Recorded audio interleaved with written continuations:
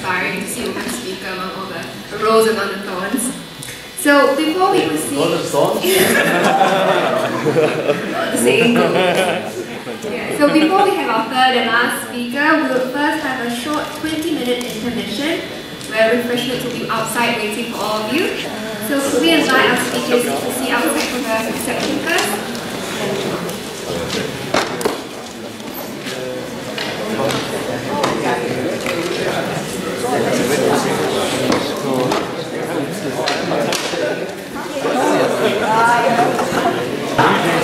We have Mr. Suresh Shankar today to talk to us, and he is the founder CEO of Red Pill Solutions, as well as the entrepreneur of Wonderland Incubators. Let's take a look at the video.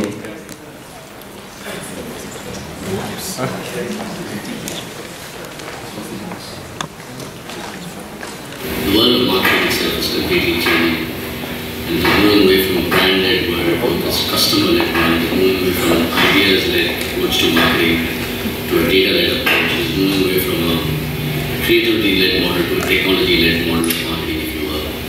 And I didn't really see anybody going out there and harnessing the power of data and technology to understand customers better. So that's really why I went out and set up the company that I founded, which is called Red Pill. So Red Pill was a consulting firm that specialized in customer analytics. So I think the model was that we really wanted to use data to help clients understand their customers better. Okay, if I told you I'd have to kill you. Nah, I'm just kidding. We are trying to work in something within what I would call the next stage of analytics. A whole new thing that most of you would have heard of called big data. So the idea is really about trying to do something in the big data space. It's about how easy can you navigate data, how can you make sense of that big data world of people. So that's really what we're working on. If I didn't know about Red Pill, I wouldn't have been calling me, I wouldn't have been seeing successful. It just happened. So I think there really isn't, this whole myth of the entrepreneur hero who's like some great guy who has some great gifts is totally off the mark. I think we need to keep going, and I think persistence is a key issue. I would just say it's a very tough journey. I mean, I've seen a lot of the rings, and the guys carrying the ring. And it's just very tough, and you've got to somehow have the faith to keep going. The guy who wins the race typically is the guy who runs a little bit longer. I think the second thing is huge amounts of luck. And without luck, you're nowhere. I mean, you can be the most talented, you can be the most wonderful person in the world, you can be brilliant, but without luck, you won't get anywhere. And we had tons of things like this. So, customer-centric is your business. And to me, that's the one undying truth of any business in the world, anywhere, at any time, in any place, which is, it's about your customer. Being innovative or thinking about new things just comes easily. I mean, I'm just a naturally disruptive guy, just a naturally think different kind of a person. What's the point of trying to do things the same way some other person did? We're living in a world which permits innovation and which actually welcomes innovation far more so than at any time in recorded human history. Today, the world actually wants people who have fresh ideas.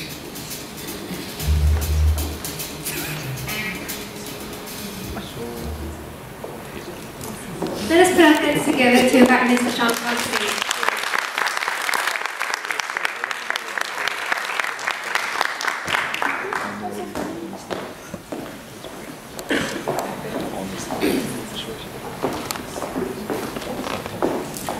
Hi, good evening everybody. I think we're running about 30 minutes today, so I'll try and keep this short and quick. I think Greg and Norma said it all. Questions? Okay, jokes apart, I think, first of all, I'd like to thank the university for giving me the opportunity to come and speak out here and share some of the experiences. I think, you saw the last little bit of that video that the students shot, and they asked me a lot of pointed questions. And it says things like, I don't have a business card. I'm unemployed. And when you're unemployed, you write things like this on your business card. Innovator, disruptor, things like that, which basically means I have a lot of time on my hand and I'm willing to do anything that anybody asks me to. But what I think would be probably something that I was asked to speak about by the students who contacted me was to share some of my experiences with entrepreneurship, especially in the world of technology and how much it's changing. And as it's going through this course called Technology and World Change, I think some of these experiences are very relevant. And before I go on, I'd just like to say a brief thing. I started my career in sales and in marketing in India. I worked in the same industry as normal for some time because I helped Citibank launch the credit card in India, in the Indian market in 1989. So I think I've seen how sales and marketing and advertising and media has evolved over 15 or 20 years. And that itself is a story of technology. Because frankly, if you look at it, all marketing, all sales, all customer understanding has just been about saying, I need to get some data about the customer, I need to find a way to use it to do something and to serve that customer better. That hasn't changed in 2,000 years. It hasn't changed in 3,000 years since human beings. You know, the grocery shop owner or the, you know, all of you are too young to remember this, but I think some of us who grew up with, like, you know, in compounds, the equivalents in whichever countries, the shop owner there will know everything you ever wanted if you just stood up there. You don't need the Accenture Smart Store. You didn't need all of that. That guy would just know that if you came in, you wanted this particular type of, you know, lentils or that kind of noodle or rice. They know all of this. But as the world has grown, as people are listening, technology has dramatically changed the way we can do this. And that's really the story that, to some extent, has been my story over the last 25 years. But I was never very good. I was one of the guys who's, you know, like there's two guys there sitting in the back and they're doing something else while they're in the room. Sorry, I didn't mean to pick on you. But I was one of those guys in the class. So I'm going to actually tell you a story about the Matrix, about bamboo tree, the Chinese bamboo tree, about Sherlock Holmes and Watson. Okay? So here goes. That's what I will do now. How many of you, any of you are old enough to have seen the Matrix, the movie? Okay, take the red pill, right? That's where it came from. That name came from there. One, if I may say so, one drunken night, we didn't know what to call our company. We said, oh, why don't we just call it the Matrix? And we couldn't get that name. And so he said, okay, let's just call it, take the red pill. So that's how the name of that company started. But what was Red Pill about? Some people came and asked me this outside. So Red Pill was, I was at an inflection point in 2000 when I was sitting in a bank and I was just saying, you know, a lot of this stuff is changing. Things like the way marketing is done, you know, it's going away to what you call the one-to-one model of marketing, not like, you know, running massive advertising. You know, not everybody, you know, every marketer, if you go and say, and Norma, I'm sure you've heard this a million times, my gut feel, I know this market. We all believe in that. But it's moving away from gut feel to data, from a very product to a services-led kind of an orientation, from brand, ideas, you know, creativity, all of that stuff into a very left-brain, technologically oriented, data-led model of marketing. And there I am sitting in the middle of all this stuff, and you know, I'm pretty old by then and older now, saying I better do something because there seems to be some opportunity out here. So I actually quit my bank to join another startup, and that startup didn't even start. And I must tell you, this is a fairly interesting story. I got this book, I know on the last day I worked in this bank on June 30th, 2000. As I was about to leave, one of my best friends, Singaporean lady, she gave me this book called The Alchemist. Many of you would have heard about it or read this book. I was going to my hometown in Chennai that night. I read the book on the flight. It's only 90 pages, right? And a lovely book. On July 9th, I'm sitting in my sofa at home in Chennai, and this person calls me and says, the CEO calls me and says, you know what? We ain't even starting the firm. The guy was supposed to give us the money pulled out. And I'm thinking, oh my God, I gave up my job in this bank. I have no idea what to do. I'm living in a strange country. I mean, I lived in Singapore 4 years then. I have no idea what I'm going to do when I go back. But then, you know, I was reading a nice book. It doesn't matter if I didn't talk to you right now, and will anything change if I come back and talk to you on July 15th? And he said, no. I said, fine, put the phone down. And this was, you know, prehistoric days. You know, I had a mobile phone that just powered that. So I came back and this guy said, well, the guy pulled out the funding, you know, starting a firm. And I just thought about it and, you know, I said, maybe there's somebody out there trying to tell me something, you know, you had these ideas in the back of your head.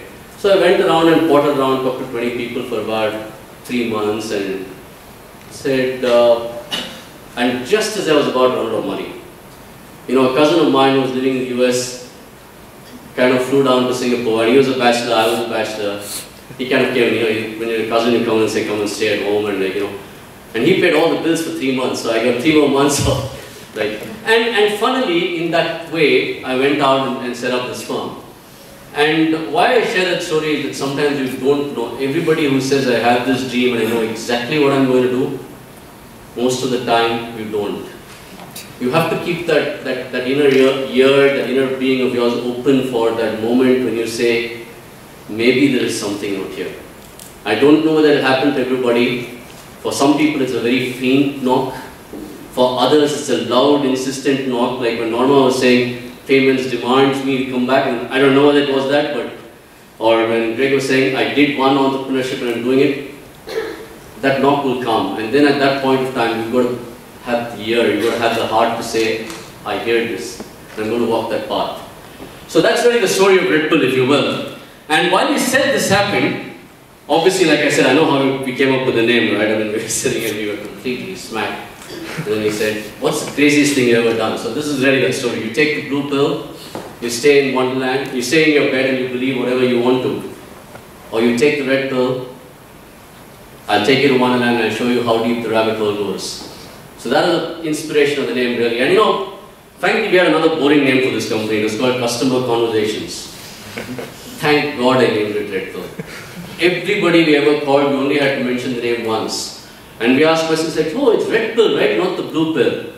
Or, oh, you guys are Matrix fans. Or, oh, you know, it's sort of like Viagra, right? What do you do?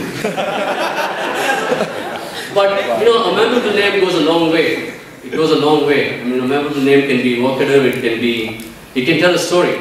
And our story was there is different. There's a technology-led world of marketing. It's what, when the Matrix draws you into that world, and that's a wonderful world too, if you can do that, if you will. And what we set out to do, and this is the most boring 2 slides I have, I promise you.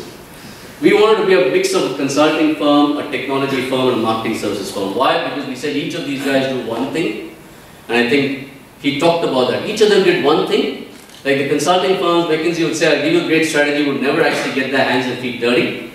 The technology firms would sell you any amount of technology, but you know, there's this old saying about technology. A fool with a tool is still a fool. If you have a great tool, it doesn't mean you're going to do something. You really have to be able to use that technology well. And the marketing services firms were, you know, stuck, their heads were firmly stuck in the sand about, we know consumers, but we don't want to really understand technology. Now they're different. 10 years on, they're very different, but that is the opportunity at that point of time. And so what we set up the firm to do was really sit at the intersection of those 3 things. And again, some of you were asking Greg about competition, and I think that's really what they're trying to do. He said, you know, there is a password file manager, there is somebody else who does it. People who create things don't necessarily create a new industry, they create new ways of putting this together.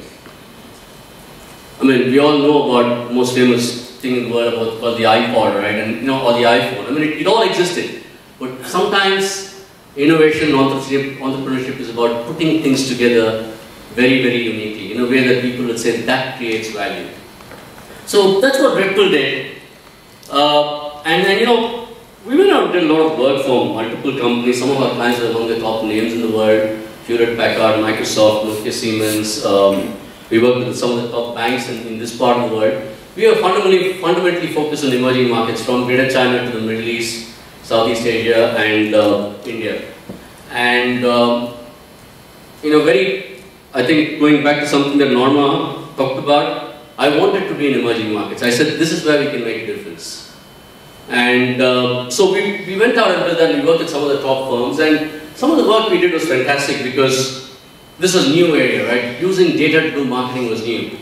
And we did work, for example, one of the Indonesian banks. For every dollar they gave us, we generated $6 of revenue for them. We probably about $25 million over, you know, 3 years of working with them. It's a lot of money, and this is not like, you know, I created value. They could measure every dollar, they could measure every cent and said, this led to this, and this got us this many customers who spent this much money who gave us this much revenue. That's the level of detail which we are able to do at. We work with telcos. The reason the Chinese telco is in blue is that's work that we did after the acquisition of IBM. Some of the other stuff is, we work with people who you wouldn't think would use analytics, like the largest Islamic bank in the world in Saudi Arabia. I mean, once you go and show people what data can do,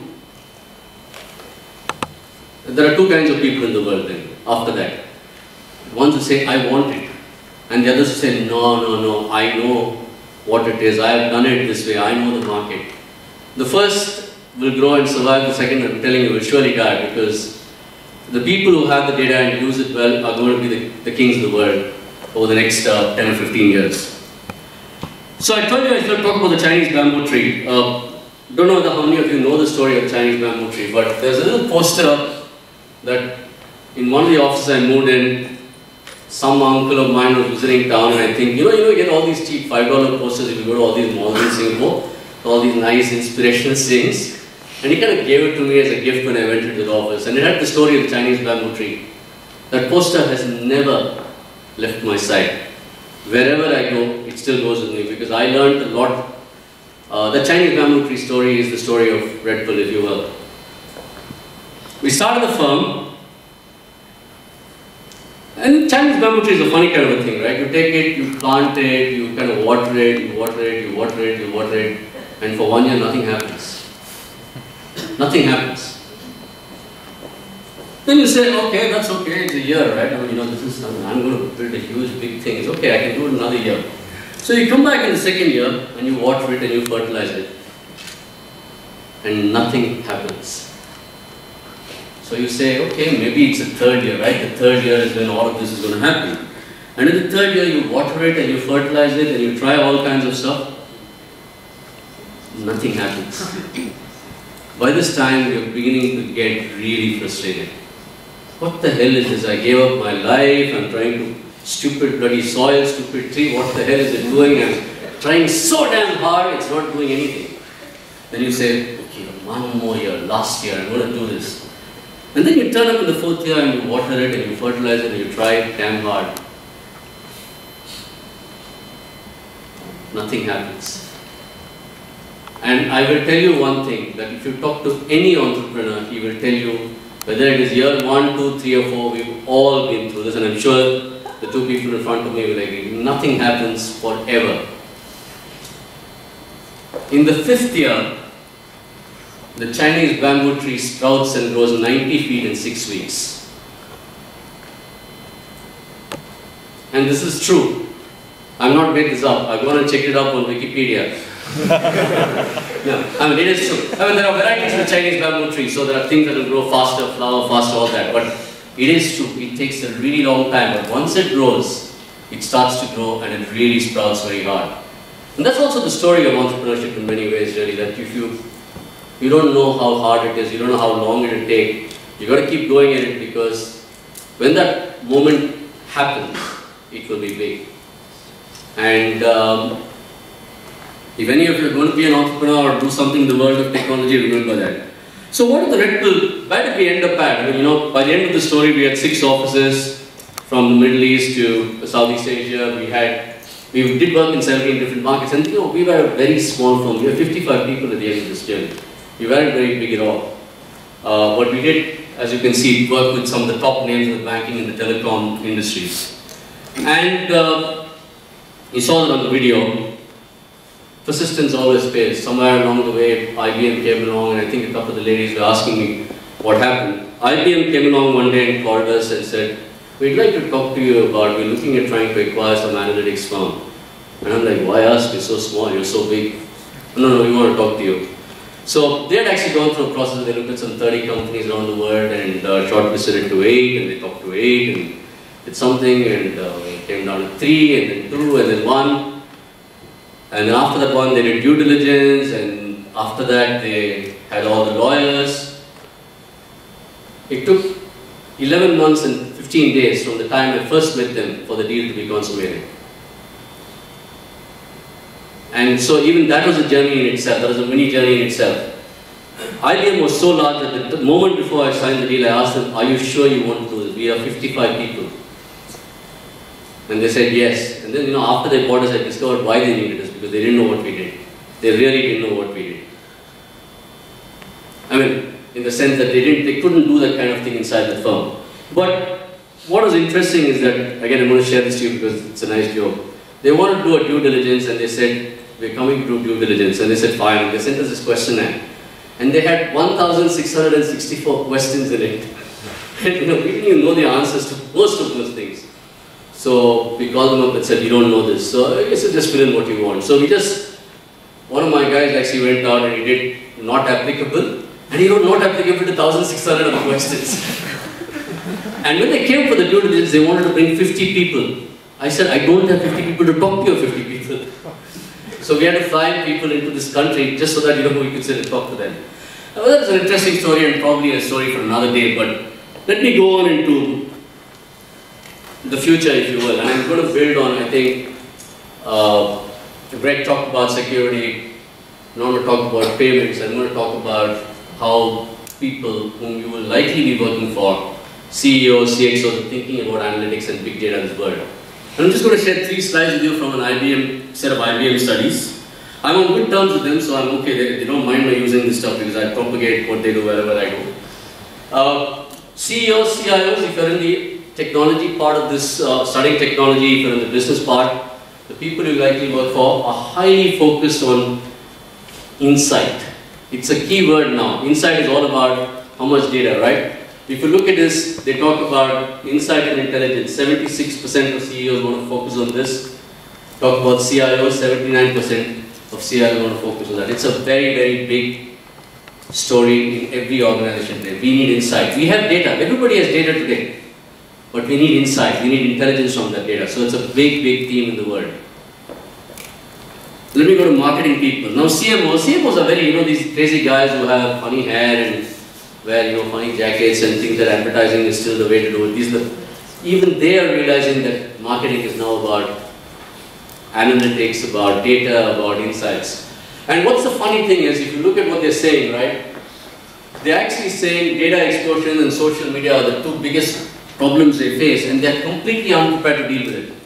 So if you're looking for doing something in this world, in a career, those kind of things, a left-brain marketing person is actually trying to say, what can I do with data? And there's a huge amount of people trying to get into that. Let me go to another one, which is finance, and I'll go quickly now. Finance is also saying business insight. Where are my costs? What's the data about that? Data is actually going to be one of the biggest careers in the world over the next 10 or 15 years, if you will.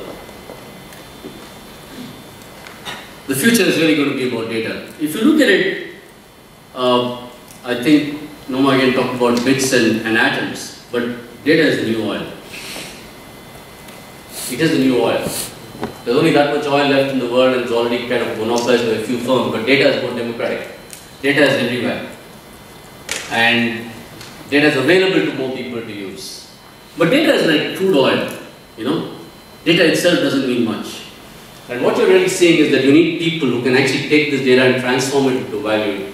The fuel that goes into your car, the things that power the world, if you will. And what is happening now is that there is a tsunami of data coming over. The volume, the velocity, the variety of data that is being generated in the world far exceeds our capacity to handle. How many of you run or do any kind of physical exercise? Any of you run? Let's see hands up in the air, guys. Come on, Alex. Okay. How many of you use an app when you run? Only one? Can you see the hands up clearly? Okay, 2 guys. How many of you leave on location services on your mobile phone? Okay, all of you are clearly on social media, right? No, you are all actually, whether you believe it or not, you are walking, as you walk, sit, talk, whatever it is, you're spewing so much data and you're not aware of it. Every little electronic gadget you have is sending data to someone somewhere. It is humongous, the amount of data that's being generated in the world today.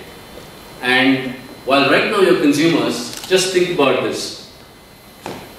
70% of the world's data is generated by people like us, human beings, by consumers. 86% of the world's data resides in large corporations. How many of you are on Facebook? Okay, how many people are not on Facebook? Easy question. Okay, Mark Zuckerberg is worth $28 billion because he's got your data. It's your data, but he's making money on that. That's how big that opportunity is. It's not just about the social network. The reason Facebook is worth that much money is because the people believe that he knows more about you, me, and everybody else on Facebook. That is really our data. So that's how valuable this new currency is. And what's happening, like I said, is that we are embracing this world, we are contributing to this world. I mean, I know all of us also increasingly concerned, because there is a privacy issue, there is a security issue, what's going to happen to this data, are people using it to do the wrong things, etc. But increasingly also, there's a funny thing that's happening. Data is giving us more and more choice. And choice sometimes makes the world difficult. When you have limited choice, when you have no choice, it's a bad world. When you have limited choice, it's actually a pretty easy world to live in. If you're told that you can buy 3 different types of sneakers when you walk into a thing, you wouldn't recognize that word, but I think some of us who've been around would say, yeah, there was a time when there were only 3 or 4 different types of sneakers. It's okay. When you have 300, how many of you have walked into a shoe store, tried on 6 things and said, I can't make up my mind, I'll come back next week? Only 5 or 6 of you? I'm sure all the women have done this. I mean, I go out shopping with my wife and she can... Anyway, but jokes apart, I mean, it's the same thing with men and headsets, right? I mean, anything technology. When there's too much choice, we don't make up our mind. So there's a new challenge that's coming. We are actually coming to a world where data is also becoming potentially not just a lubricant, but a friction point. And what's happening is that, and I won't spend too much time on this, but I think that the current model of dealing with data will not work. And this is a separate topic in itself, so I'm not going to do it. All I'm basically trying to tell you is that as we are inundated with data, but we don't have the ability to navigate or make sense of this data. When, like I go back, when you have 300 choices, you can't make out what to do. So you just say, let me postpone the decision and do this next week. Read this wonderful book called The Paradox of Choice by a professor called Barry Schwartz, or see his talk on TED. Or read this book called The Art of Choosing by a lady called Sheena Iyengar, again a talk on TED, about how the human mind cannot process more than 7 choices at any time. Beyond 7, we go freeze, postpone, come back. So what we now have is the new challenge that instead of having all of this data, we've got to find a way to simplify it and make it accessible to consumers, if you will. And I'm just going to have one more slide and stop because of time.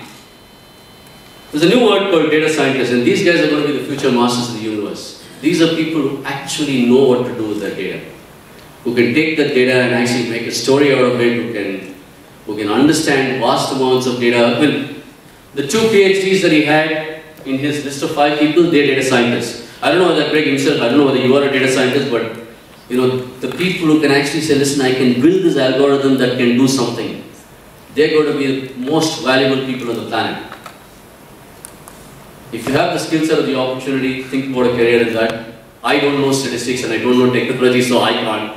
But obviously, there are multiple other layers. There are people, even in any startup thing, there are people who need to understand how to make it into a business. There are people who need to sell. There are other people who need to get the data in place. So there's going to be a whole variety of options, I think, emerging around the space, if you will, over the next few years. So that's really, I think, and this is just some details on that. So that's really what I wanted to say. I mean, I think it's been an interesting 27 years of, like I said, understanding consumers and seeing how technology has changed the way we do this. Entrepreneurship has been a fascinating journey for the last 10 years. I did 2 years in IBM post my sale, and then I took a sabbatical. And then from February I told them they wanted me to come back, and I said, it's just frightfully hard. So I'm going to try and think of the next new thing, which is what I'm trying to work on as we speak. Just want to leave you with a few thoughts. One, technology is a great force for positive change, whether it is a problem like consumer marketing, or whether it's a problem like payments for the unbanked, or security, etc. It's not a straightforward, hey, there's a piece of technology and suddenly the world will change. I think there's a lot of work that needs to go, multiple dimensions you need to think about. And if you want to be an entrepreneur, could be rewarding, but remember the story of the Chinese bamboo tree. It could take a really long time. Thank you.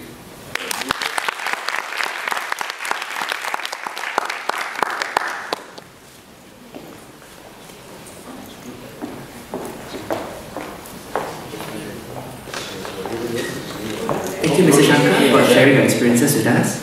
Now we'd like to invite Prof. Lin, Mr. Hao, and Ms. Sid to come on for our Q&A session. For the rest, Please use the mics at the side to ask your questions, and remember to introduce yourself before asking the questions. Thank you.